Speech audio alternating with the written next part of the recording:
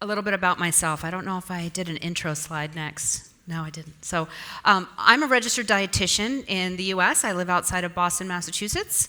And I have spent 18 years living on a working organic farm. And when I became a dietitian, which was a second career for me, I was in food marketing before that, I noticed how many of the professors were telling everybody that going vegan and vegetarian was the best thing they could do for the planet. And I noticed this dialogue getting more and more strong. And the farm where I had been living was growing vegetables. The leftover vegetables were feeding the animals. The animal manure and bones and blood were going back to feed the vegetables. And so as somebody who was already very sold on paleo, ancestral ways of eating, I thought how we grow it is the same as, we need to go back. And so it just made immediate sense to me as somebody who already had that framework of we need to go as natural as possible, that vegan and vegetarian type diets are like a step in the opposite direction. It's like a step backwards. And there's a lot of money behind this movement. And so my goal is to help all of you who are already sold on this have better arguments at dinner tables and in elevators. And so my book, Sacred Cow, is available. We've sold a bunch already, but there's still a few left down there. And I have a film called Sacred Cow as well. The film and book are very, very different.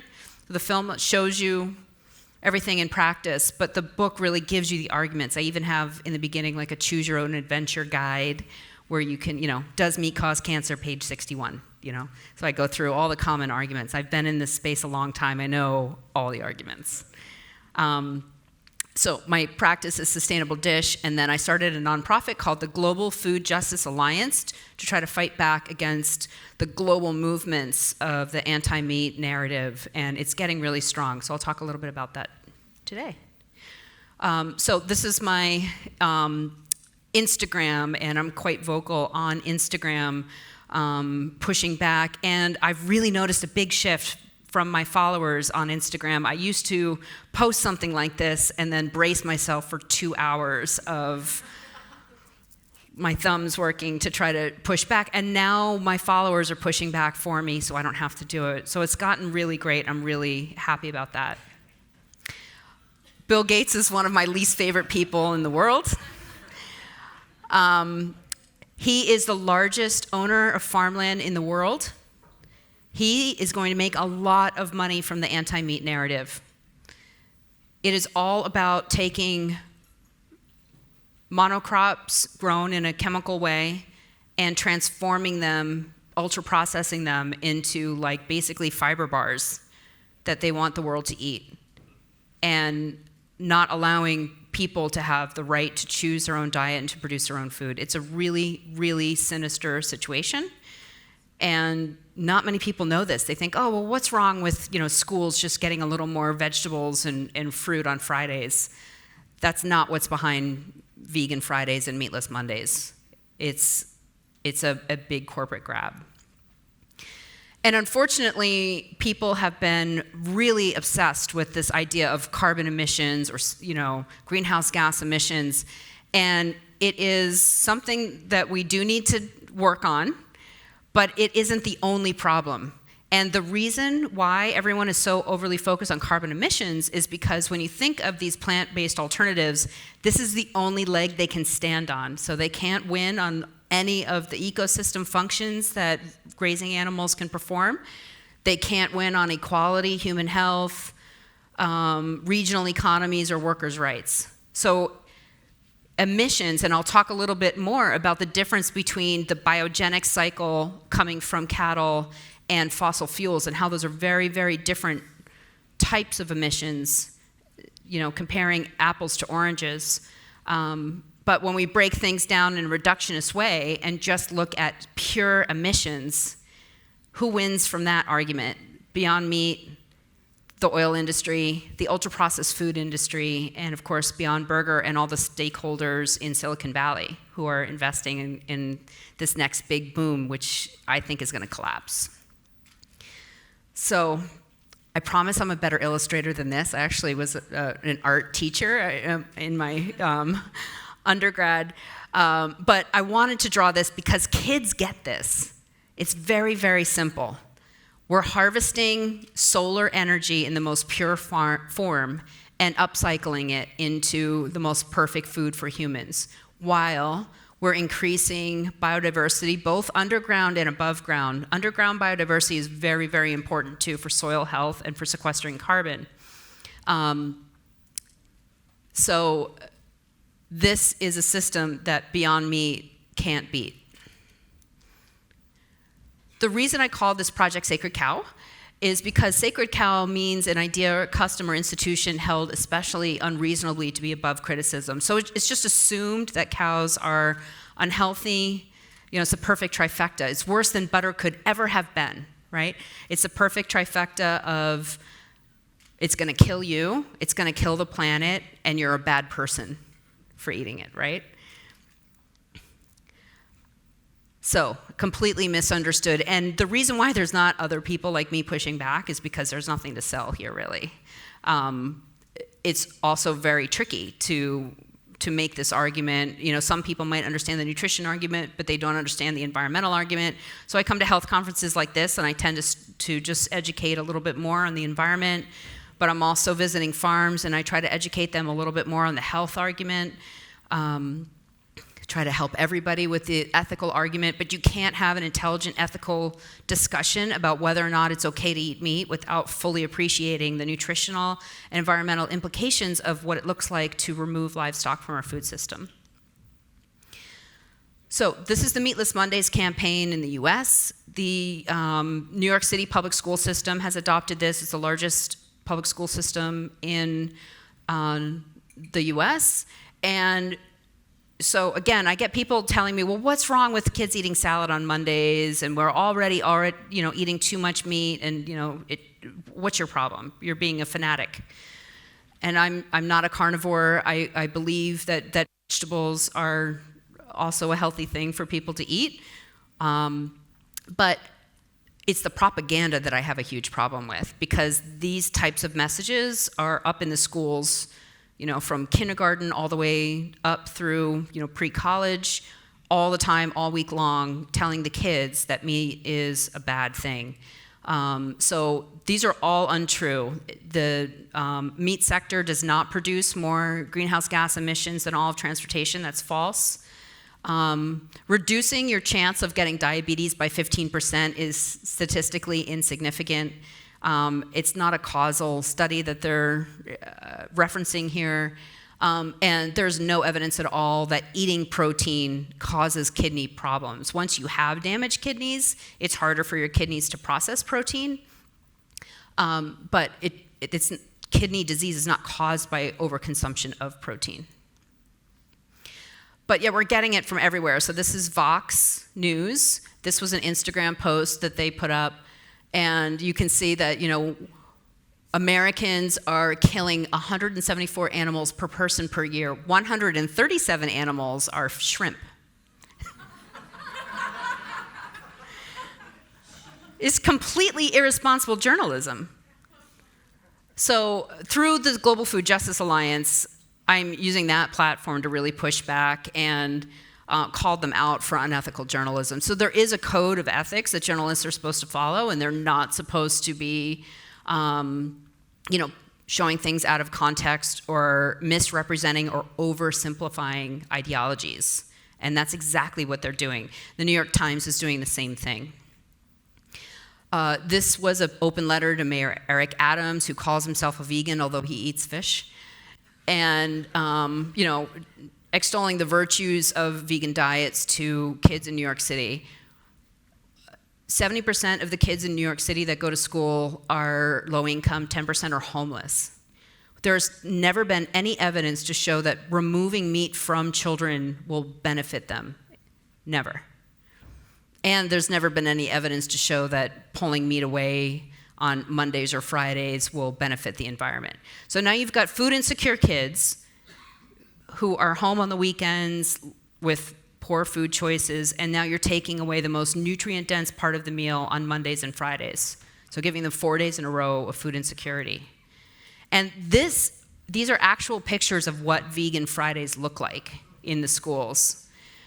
So again, when parents come to me and they say, you're being so dramatic, this is so ridiculous, what's wrong with a little salad on Fridays and Mondays? This is not a little salad on Fridays and Mondays. They're getting brainwashed into thinking that meat is bad. And also, when you think about the types of foods inner city kids eat, right? It's burgers, mac and cheese, sandwiches, things like that. They're not gonna go get a $12 quinoa bowl with chickpeas and kale on it, right? They're gonna go to the sandwich shop and just ask for a sandwich with no meat. Like, that's the result of what's gonna happen. And so when we look also at what's happening in the science community, we're seeing bias from them too, and this is really scary. So has anyone here heard of the Global Burden of Disease study? Okay. This is what the UK food policy is set upon. This is what most global food policies are set upon. So in 2017, you can see here, diets and red meat were only responsible for just a sliver of deaths they were attributed to. But in 2019, you can see that that red bar went way up by a factor of 36 in 2 years. When this was published in the Lancet, there was absolutely no evidence to go along with it. And that was against the code of the Lancet. And the Global Burden of Disease is the Lancet, which is a pretty reputable journal. So I'm part of a meat summit that's going to be happening in Dublin, where we're going to be generating a white paper. I'm going to be one of the authors of it. We're going to be pushing back against this.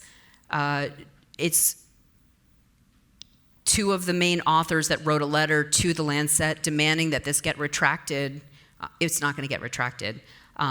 Have organized the summit. It's going to be a really big deal. We're hoping that this paper is going to be the next version of Livestock's Long Shadow that everyone's going to be referencing when they talk about meat. But you can see the bias against red meat is coming now from young people who are now afraid to order milk at Starbucks because of peer pressure. It's happening in the schools, it's happening in the media, on Instagram. It's a very powerful force that's happening right now. And now it's coming from science. This Global Burden of Disease paper gets referenced in all other journals, right? So right in the beginning, when you read a science paper, it'll say, we all know that meat is likely to kill you. Footnote, Global Burden of Disease study. We also know that vitamin and mineral inadequacies worldwide are largely the nutrients found in animal source foods. Iron, and this is not just happening in developing countries, this is happening in the UK and the US. Iron deficiency among women and children is the most prevalent nutrient deficiencies worldwide. Guess what the best source is? B12 is the second. Guess what the best source is? And this is a paper just showing how are we going to combat the most common nutrient deficiencies. And we've got it in order here: liver, spleen, kidney, cheese, beef, eggs, bivalves, heart, canned fish, goat. Dark leafy green vegetables, that's for folate.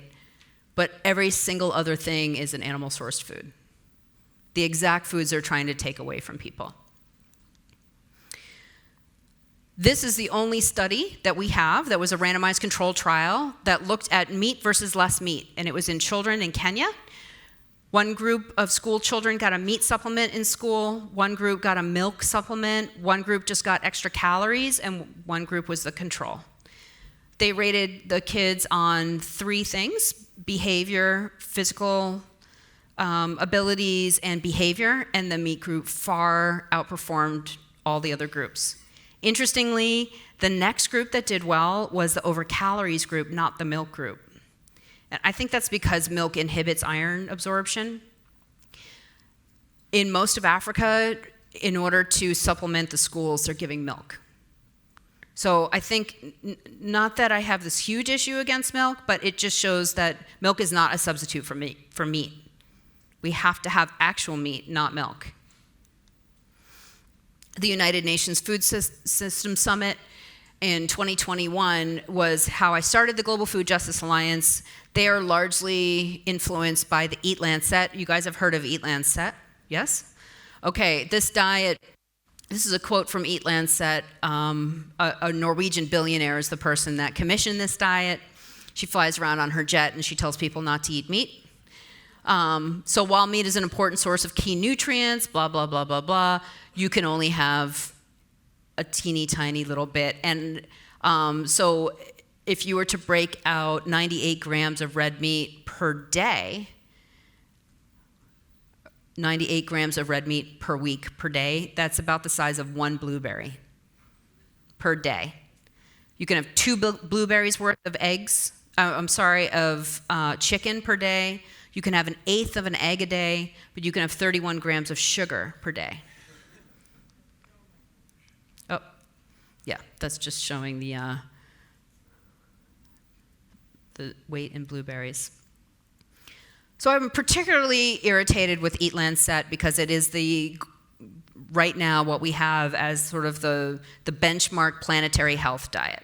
And there's been more papers coming out about how this planetary health diet is inappropriate to sustain human life. And they never even consulted any environmental experts when they made this diet. So, meat is highest in satiety, lowest in calories, has the most bioavailable nutrients. Whenever there's a nutrient that you can find in plant sources and in animal sources, the body always prefers the animal source of that nutrient every single time. And so there's benefits for obesity and for malnourished because, of course, we can all appreciate the benefits for malnourished populations to give them some meat. But also in obese populations, when you increase someone's protein, they're going to naturally eat less because meat is so satiating. So I'll talk a little bit more about the benefits of increasing meat and what protein goals should be, but they're way too low, the protein goals in the UK and the US. And you can still meet your protein goal, yet be deficient in amino acids. And there's been studies on this where people are getting poor quality proteins. What are poor quality proteins? Pea protein, other legumes. They're deficient in certain amino acids or low in certain amino acids. And so really we need animal source proteins. So we need to also stop comparing land to calories. So you see these studies saying, well, we could produce, 3 tons of potatoes or only 1 cow on this acre. And that's really short-sighted, and I'll get into why in a little bit. The biggest winner when we vilify meat is the ultra-processed food industry because it takes the blame off the ultra-processed food industry, and we know that almost 60% of the Western diet is ultra-processed foods. But it's very complicated, right? Because the minute you start explaining greenhouse gases, then they say, well, what about cancer? You explain correlation doesn't equal causation, and we don't have a direct cause for cancer, and they'll say, well, what about the water footprint? What about the land use? But it's wrong to kill beautiful animals. And so that's why you don't see a lot of people doing the work that I'm doing, because it's slightly crazy-making. So I'm going to try to go through some of it. Again, the argument is better in my book. But the WHO report showing that bacon is a definite carcinogen, they're showing just because something is a risk, like going out in sunlight is a risk of skin cancer, doesn't mean that it's the same level of risk as smoking cigarettes, which we know is a 30 times higher, more chance of you getting multiple types of cancer, right? So with bacon, everyone in here has a general risk of getting colon cancer. It's about 5%, all right? 5% chance in 1,000 people. If you were to eat 5 slices of bacon for the whole rest of your life, your chance goes from 5% to 6%. But the media spins that to a 20% increase. And that's what you read in the headlines. And with red meat, they're saying it's likely to cause cancer, just like Roundup is likely to cause cancer. They just haven't been able to prove it because it's just really difficult to do those types of studies.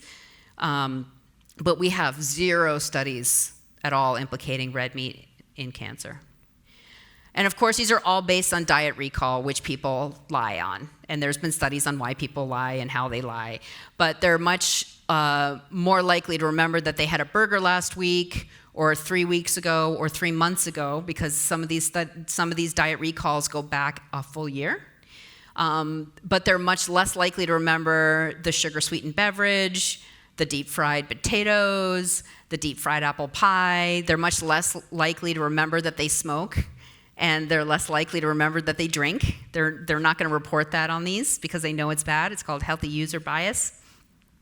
And so diet recall is just a horrible way to collect information. And again, correlation is not causation. So just because something is associated with something else, it doesn't mean that it's caused it. So here we can see, this is a really cool website. If you can make this out, tylervigen.com. You can compare movies that Nicolas Cage has been in to the mayonnaise consumption in the state of Maine and see how that works out. But just because people eat chicken, it doesn't cause crude oil imports, right? But that's the same logic that the media is using when they talk about red meat is associated with cancers. There's lots of things that are associated with cancer. So is it the meat or is it what we eat with the meat? And I would argue as a dietitian that this burger, and I'll talk a little bit more about this, a burger, even if it's not grass-fed, still has iron and B12. It's not a poison food. It's, for someone who can't access grass-fed meat, this is still going to be, a plain burger is going to be the best choice on this slide right here. And so advocating, this idea of less meat, better meat, I think is a little bit on the elitist end of things. And a lot of people in the nutrition world understand this. In 2 days, when I go out to this grass-fed beef farm and talk to farmers who raise pastured meats, that doesn't go over very well. Because they think that, unless the meat is totally pastured, it's like poisonous, and that's just not true.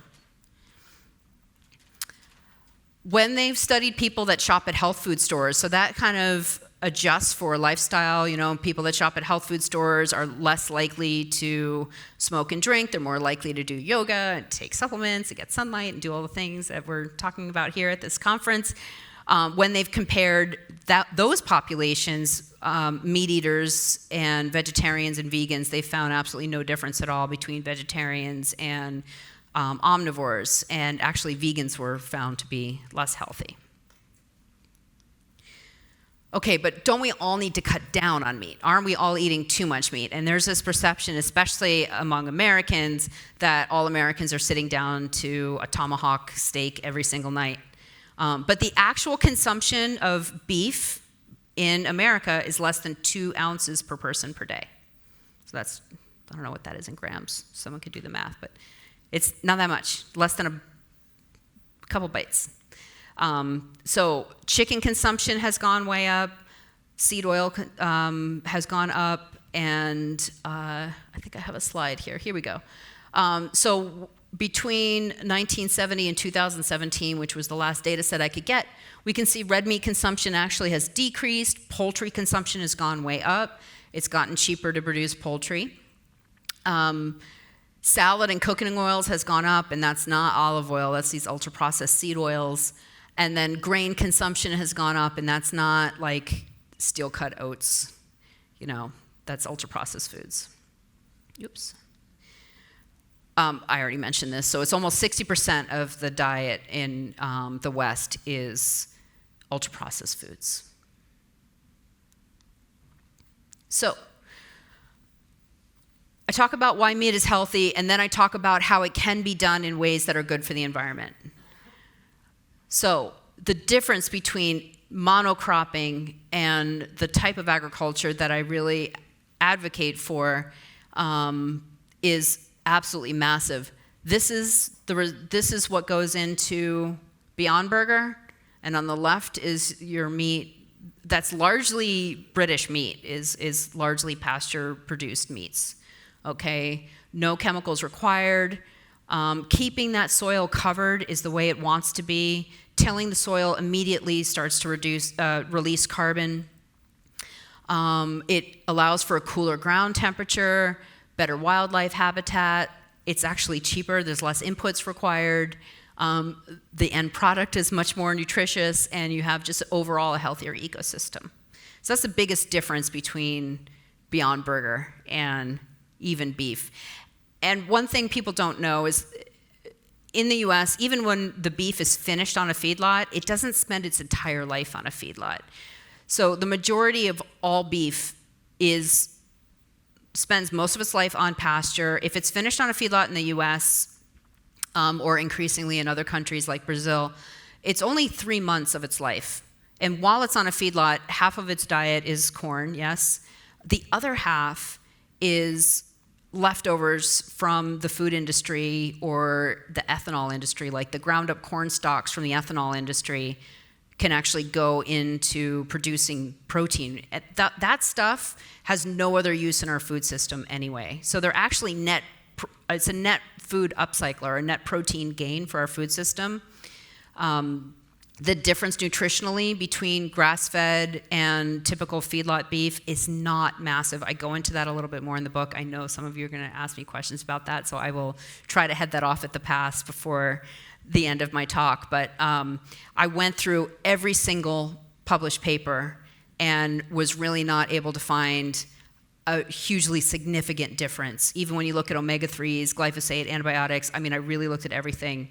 And I think at the end of the day, it's really important. It means that meat is nutritious, period. It can be done in ways that are better for the environment and more ethical for the animals, but meat is a healthy product, period. This is not regenerative. There's nothing regenerative about lab meats, about Beyond Burger, about any of that process at all. So what goes into making lab meats? It's this same process, and that's what the lab meat companies are not telling you. That's what Beyond Meat is not telling you. So you just pick a monocrop, ferment it in a lab under climate control. You're going to need lots of antibiotics because lots of other things want to be growing in this petri dish too, in addition to meat. When you can just use the solar energy directly, thermodynamically, that is the best use of the sun, is producing grass. Grass absolutely requires grazing animals for it to be healthy. All right, nutrition. So, beans versus steak. Steak wins. You need to eat about 4 times the calories of beans to get the same amount of protein that you can get in a 4-ounce, about 100 grams or so of steak.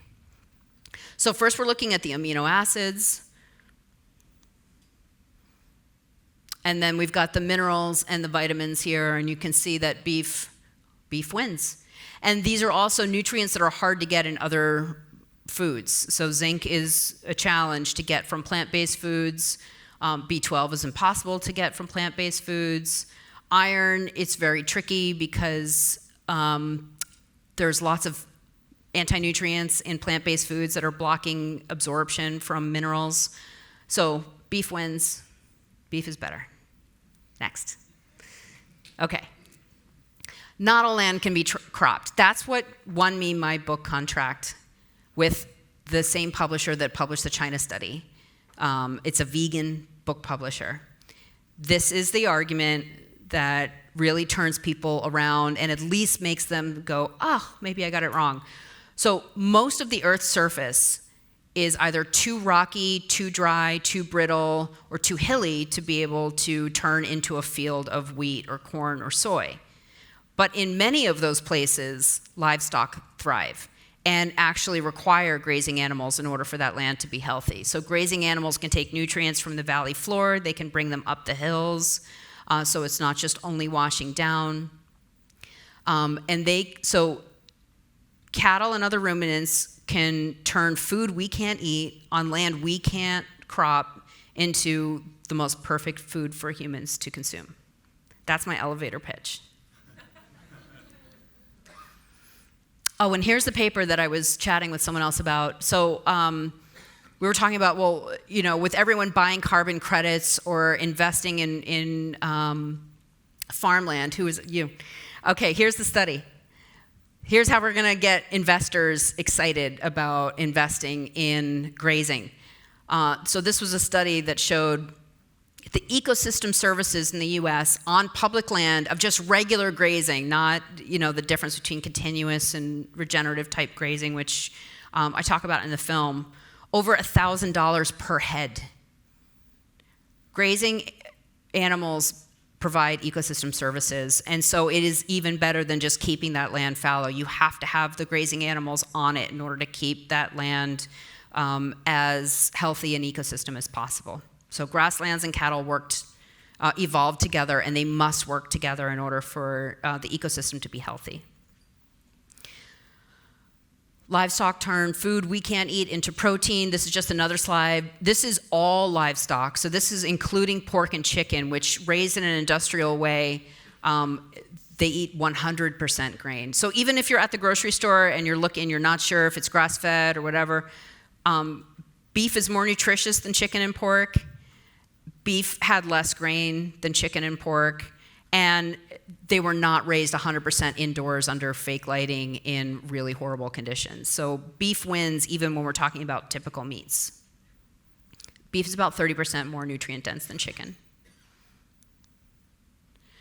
Okay, methane.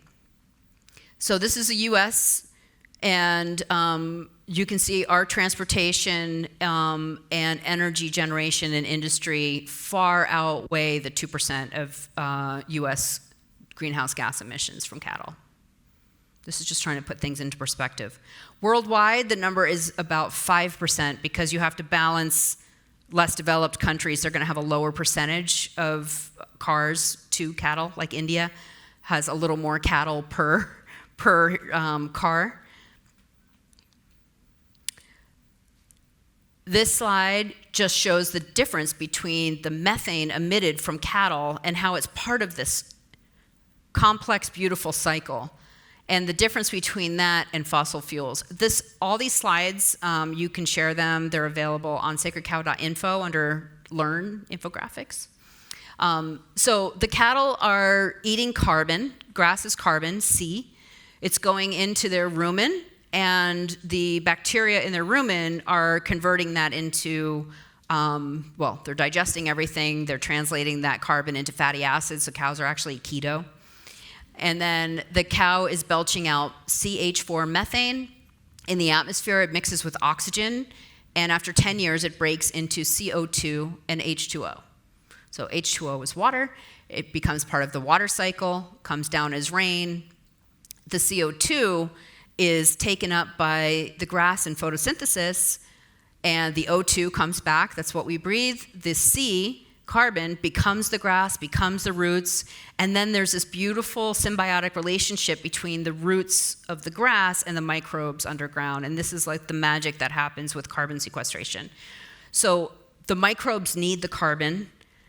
The roots need the nutrients that only the microbes can bring to them, and the fungal networks. And so the fungal networks are underground, mining minerals from rocks, feeding that to the roots of the plant in exchange for the carbon. So it's this kind of exchange that's happening. Trees do the same thing. Up to about 40% of that carbon can get sequestered. We're also building new soil. So there's a lot of people that say, well, there's a max that the land can reach. It can become like carbon saturated, but they're not counting that you can actually build soil on top of it. So it can become deeper, higher up. And so it just becomes part of this process. The carbon becomes part of the cow, generates meat and milk.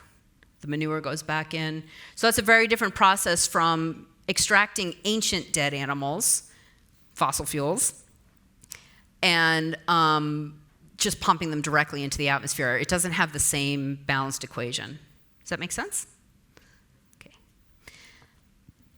The water argument. So there's different ways of measuring water. There's green water and blue water. The blue water is when you look down on a map and you see lakes and streams, the blue patches, that's blue water. Aquifers are also blue water. Green water is rain. It's the moisture in the grass, the moisture that's already in the environment.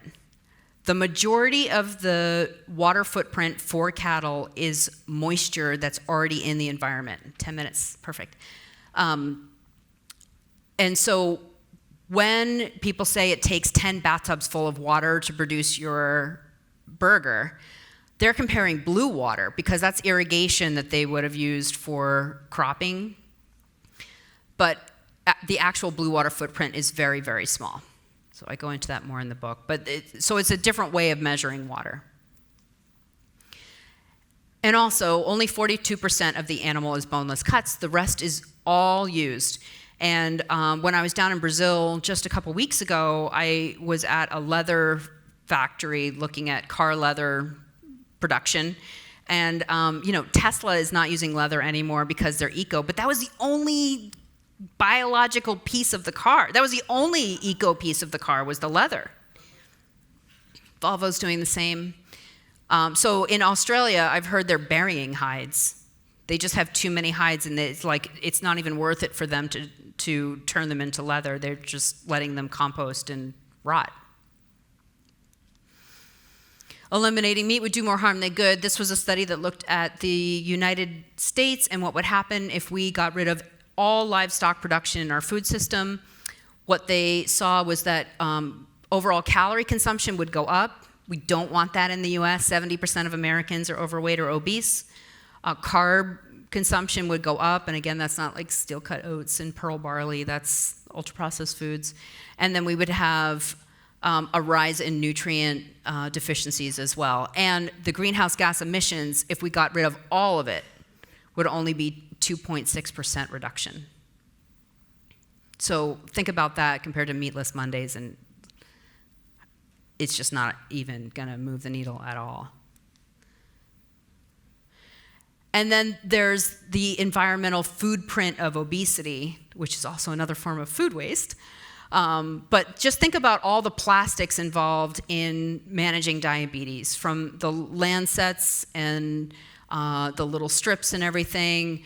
We also have dialysis, the end result. There's so much plastic usage in hospitals as the result of people eating a poor diet.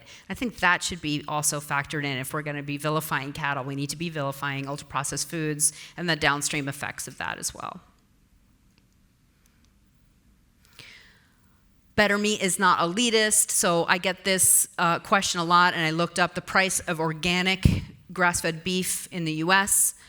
The average price at the time when I looked these up was less per weight than even conventional strawberries, a Starbucks drink, vegan protein powder, imported goji berries, which are now being called regenerative a lot of times, which really drives me crazy, and cookies and candy bars, even if you buy them in bulk. The omega-3 thing.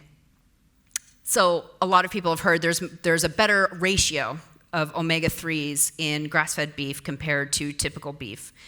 And while that is true in some studies, not all studies, some studies have shown like twice as much omega-3s.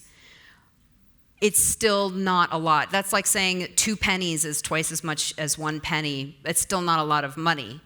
So you would still need to eat about 3 pounds of grass-fed beef to get the same omega-3s that you would get in a very small piece of salmon, or 9 pounds of the conventional beef. So overall, if you're looking to get someone's omega-3, 6 balance adjusted, have them eat less processed food and a little more fish. Switching someone, if they're eating beef 3 or 4 times a week, to grass-fed beef just for the omega ratio is pretty meaningless. Poultry is really high in omega-6s.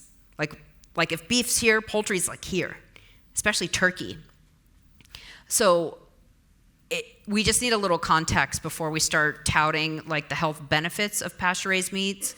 People do feel better eating it. People want permission, so they can feel good about how the animals are treated, about the environmental benefits of pasture-raised livestock. But when it comes to just trying to help the masses eat better, like basic whole foods type eating, meat, vegetables, a little bit of fruit, things like that, just the basics. Let's get people off ultra-processed foods. That's the biggest fight we can win. So, through the Global Food Justice Alliance, I really try to take that halo away from the vegan diet and talk about that diet as a privilege. I think it's totally fine for people to be vegan. It's a choice that people deserve to make on their own. I get a little nervous when I hear about parents feeding their children a vegan diet. We don't have long-term studies on the outcomes of that. The US says it's okay. Germany and Switzerland and Belgium say it's not okay for pregnant women, nursing women, or infants, children, and teens. And so I think the US needs to get a little more evidence-based with their recommendations there. But that's the main goal for me with this organization that I have right now, which you can join, globalfoodjustice.org. So this is how you can find me. The book is available downstairs. The film, Sacred Cow, which is available here on iTunes, and the Global Food Justice Alliance. And I think I have a couple minutes for questions. Thanks.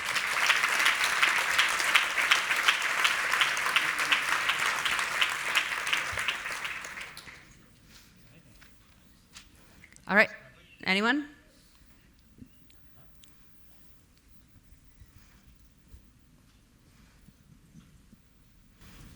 Well, first of all, thank you so much. We really love your work. And I was just very curious about what you said around Meatless Monday and all the vegan things that are going on in school. Do you also see that happening more and more within corporation? Do I see that more and more happening with? With corporation. So, for example, a lot more vegan recommended or vegan mandated. I would love a little bit more on that. Especially LA and San Francisco area. Netflix actually flew me out for coffee to talk to me about buying my film. Sat on it for 3 weeks longer than they said they were going to. And I think what was happening, it was going up the ranks. Almost everyone in LA is a vegan. And even though they were excited at the idea of a counterpoint documentary to all their vegan documentaries, at the end of the day, they wouldn't even take it. So yes, we're seeing that in governments not allowing meats at government-sponsored meetings and in corporations as well.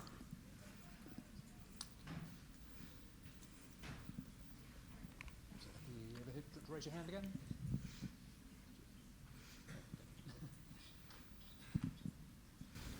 Thank you. Yeah, this question is about the grain and the silage, so the alternative things that cows are fed.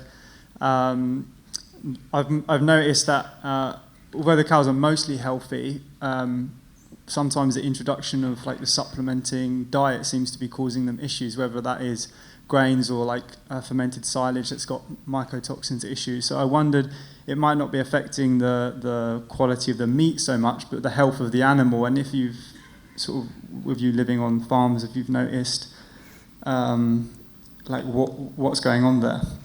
Thanks.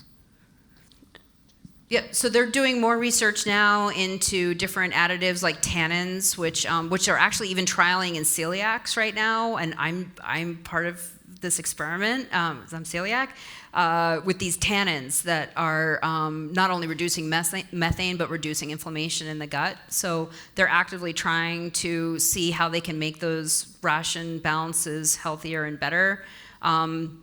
It's cheaper for them to produce, like especially down in Brazil, it's hot down there. They have a different type of cow that takes up to 6 years to finish on grass. If they finish on a feedlot, it's cheaper for them. They can do it in 2 years. And so there's just like we've got a lot of humans, we have to feed them something. Meat is healthy. This is an affordable way to produce meat. There's ways they can do it that are better for the animals. It's still ideal to do pasture raised, but it's not like a black and white thing. There's so much nuance to that. So yes, it can throw their microbiome off. It doesn't 100% of the time, and they're working to improve it.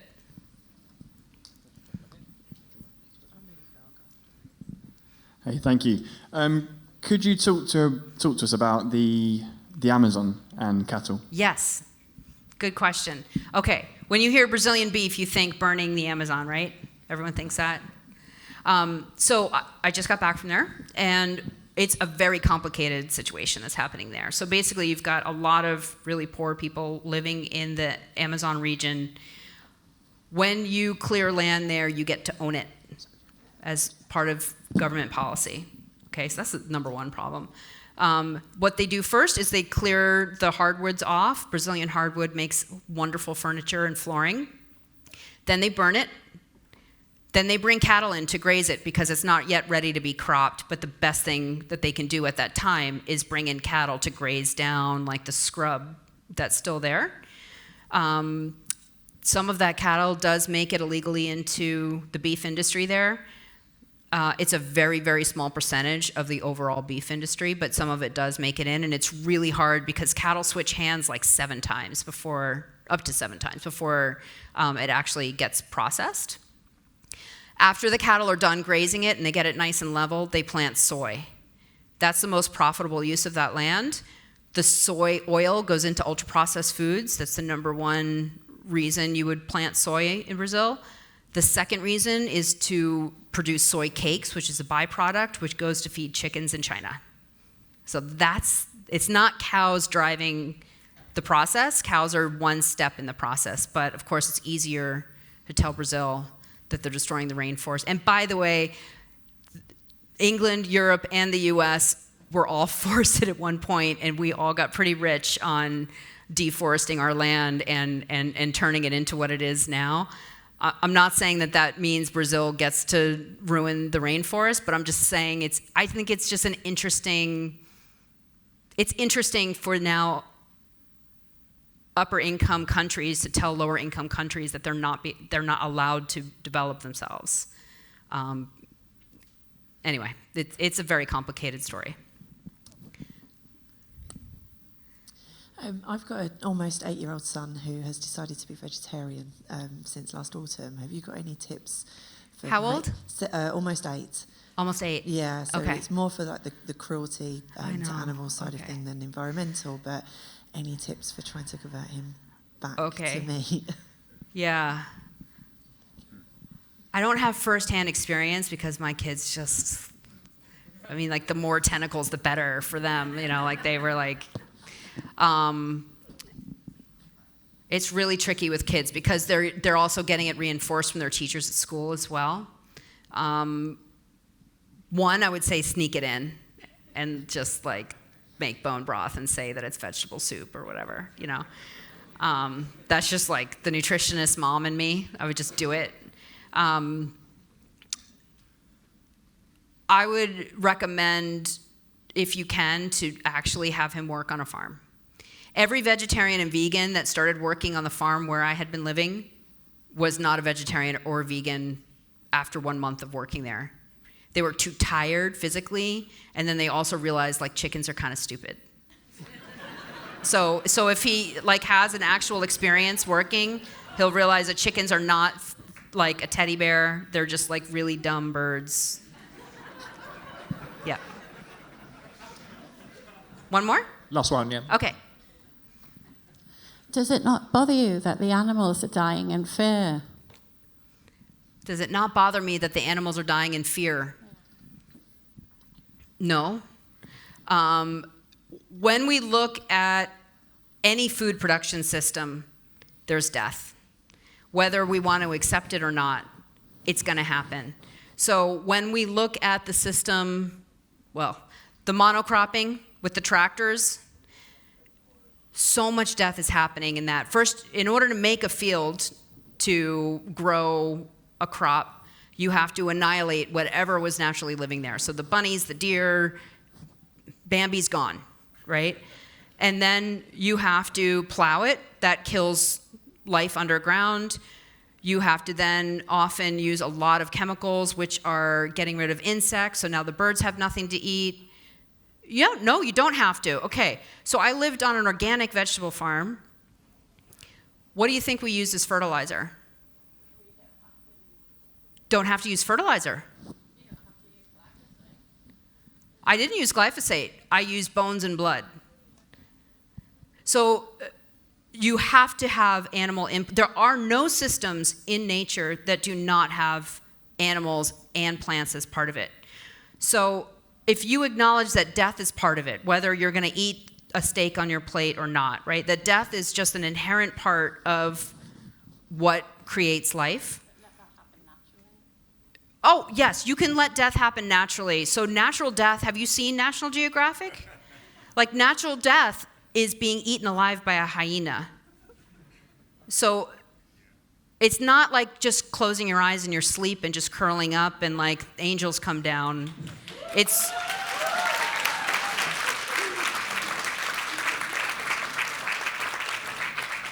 So natural death means wolves, it means all kinds of horrible things. There's no like natural peaceful death that happens in the world. So if you acknowledge that death must happen, and I know at a longevity conference we all just don't want to think death happens, right? But death does happen. And so if you acknowledge that death does happen for food, then you can be, and we talk about this in the film, you can choose to participate in the death that encouraged more life or that destroyed more life. And in regenerative agriculture, it's the death that actually enhanced ecosystem function. Okay. We're going to wrap up. I can't hear what you're saying anyway. Okay. Thank you.